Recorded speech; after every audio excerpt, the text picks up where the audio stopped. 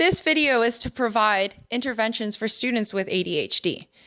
Some of these practices may be useful for students that do not display signs of ADHD, but simply need more tools to help them be more engaged, more organized, and more attentive in class.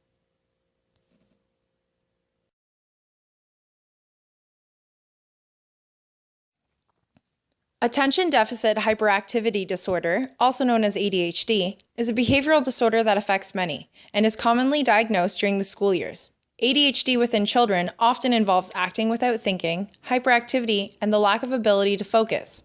The usual components of the brain that are used for attention and ability to eliminate distractions are strained. There are 3 types or identifications for ADHD: inattention, hyperactivity, and combined. Inattention involves lack of close attention to detail, difficulty sustaining attention on tasks or play, not listening to others when spoken to, not following instructions, failure to complete a task, difficulty organizing a task or activity, avoiding or disliking, or reluctant to engage in tasks that need sustained effort, losing things necessary for tasks or activities, and being extremely distracted. Hyperactivity consists of fidgeting with hands or feet, leaving the seat when being seated is expected, running about and climbing excessively, difficulty playing or engaging in leisure activities with others, talking excessively, blurting out answers before the question has completed, or interrupting others. Combined involves an individual to demonstrate impulsivity, inattentiveness, and hyperactivity. Something that you may not know is that 1 in every 20 students in the classroom is identified with ADHD. As this video provides different interventions within different subcategories, one thing you need to consider is the student. Once you've considered the student and what they require to find success, you can then use the interventions based on the following criteria. First, you need to understand the student. Then you need to evaluate the situation. After that, you need to apply the strategy applicable to both the student and the current situation. To effectively engage a student with ADHD or a student in general, the first thing you need to do is build a relationship with the student.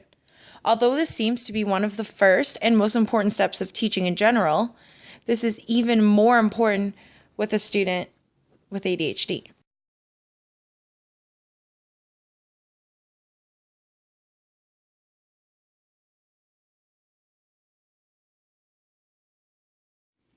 After building a relationship with a student, a way you can put this into action is during lessons or while in the classroom, using the child's name in a question or material being covered.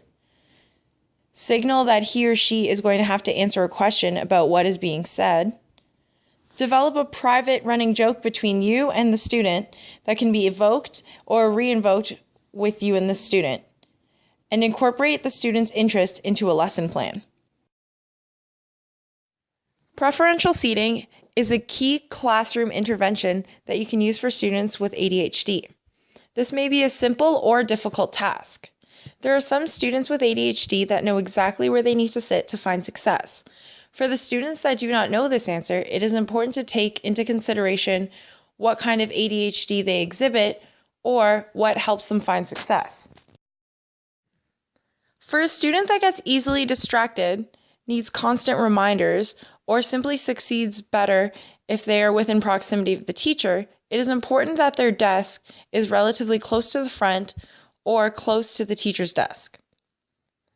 If the student is distracted by a lot of noise, but can self-monitor, it is essential that their seating is towards the back of the classroom.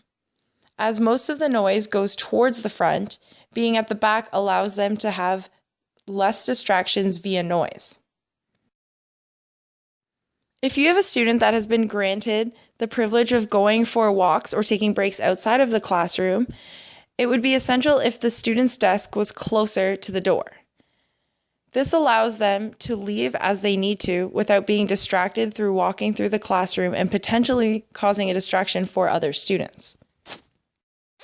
The delivery of a lesson is very important to consider when you have a student with ADHD. A way to better accommodate those students is to create an outline that you could put on the board or on the side of your classroom so that they know what to expect. They know when to prepare themselves for possible distractions, or they can then plan when they may or may not use a designated break. Sometimes increasing or decreasing the pace of a lesson can better help not only a student with ADHD, but students in general. Sometimes breaking down a lesson with a small component, then giving a small break can help the student, or having a variety of multisensory activities. This involves maybe an activity where the classroom is moving from part to part, or involving a jigsaw activity with a little bit of a presentation, or the use of an internet tool such as Move It. Move It is an activity that involves a timer on your internet browser. You can set it for designated times, and for example, if you have it for every 15 minutes, when your computer is on every 15 minutes, a timer will come off and a physical activity may be required. An example could be 10 jumping jacks, or wave your hands in the air for 5 seconds in circles. This helps give the students a little break. For the student that has ADHD, this allows them to move and release energy without distracting others. Another way to better involve a student during a lesson is to have an exchange rule. This may be that they make eye contact with you to remind you that they're paying attention. This can involve that they have to answer one question or participate once during a lesson. Last but not least, an intervention that is not only good for a student with ADHD, but all your students and you as the teacher is giving a break for everyone. For example, after a long lesson has been delivered, maybe you allow the students to get up for a few minutes, put a timer on the board, and allow them to be distracted with the purpose of coming back on task after the timer is done. To better accommodate a student with ADHD regarding the in-class work, assignments, assessments, and evaluations, one of the most useful classroom interventions and practices is that of chunking instructions and steps. If the student is given the instruction or steps one at a time, he or she is more likely to complete the task in full and with better detail. Often, students with ADHD leave out important steps or disregard what is important and unimportant. When they are given instruction or steps individually, they can focus their ideas towards the given step and not be distracted by all the tasks and the different components of the assignment. Another intervention to add to this practice may involve giving small timed deadlines. For example, 2 minutes to complete the first instruction, or 10 minutes to complete the first task. For students that require further guidance, highlighting or underlining important keys within the chunked instruction or steps could help provide focus on what is required and what may be more important. Another intervention towards tasks and work in the classroom may be the idea of variety. If a student has a variety of how they may submit or present the work, it can further engage the student in the task. This also gives them the opportunity to be more motivated to complete the task in full and help them find success.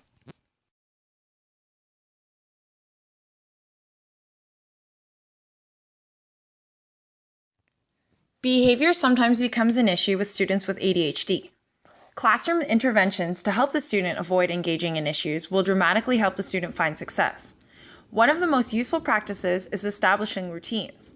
If a routine is established from the beginning, he or she is likely to be prepared for what is happening in class. When a task is given, a routine could be that you must include the task in their agenda so that they can keep focused or what task needs to be completed. This will help the student remain on task or focused on what needs to be completed. No matter the student, another useful practice would be rewarding or promoting good behavior. Rewarding a student for consistently following classroom routines or using his or her agenda daily will promote the good habits to help him or her find success in the classroom. Think out loud meetings. This is when you or a peer tutor sits down with the student to record what he or she is thinking.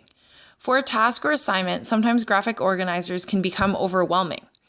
If you allow the student to express their ideas as you serve as a recorder, they can focus simply on their thoughts and the details, as opposed to being distracted by writing or typing down the information.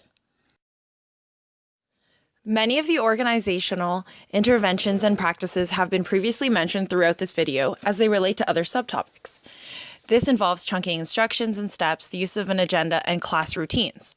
On top of these interventions, one very useful practice is that of a daily list. For elementary students especially, the use of an agenda is not always consistent. A laminated daily list can be useful for younger students. This will involve a heading for each class where they have to include the name of the task or assignment. They can either cross off or erase the task as they complete it. If by the end of the time given, they have not crossed it off, you as the teacher must individually work with them to see why they may not have successfully crossed this task off their list.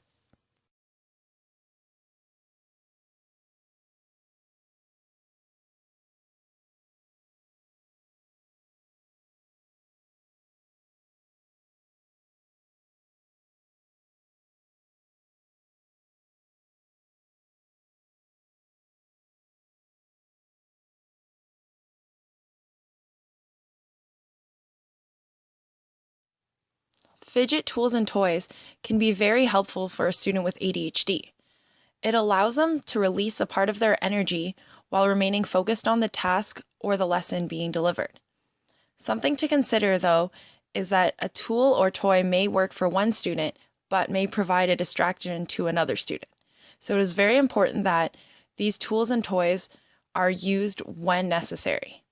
One thing to consider as well is that if the tool becomes distraction, it is no longer helpful for that student.